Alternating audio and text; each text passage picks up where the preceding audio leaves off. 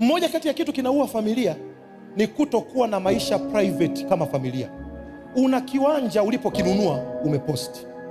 Umeanza kuweka matofali mawili umeposti. Umeanza kujenga msingi umeposti.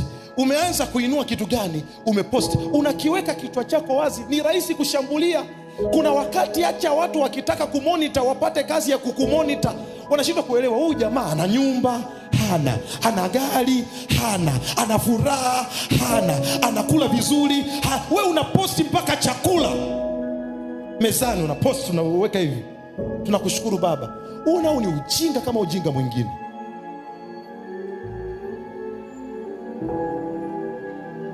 Menua tu kiwanja chako Nzuguni huko, hata hujamalizia kulipa, ndio kwanza madalali wamekuonyesha, unaandika pale doksa.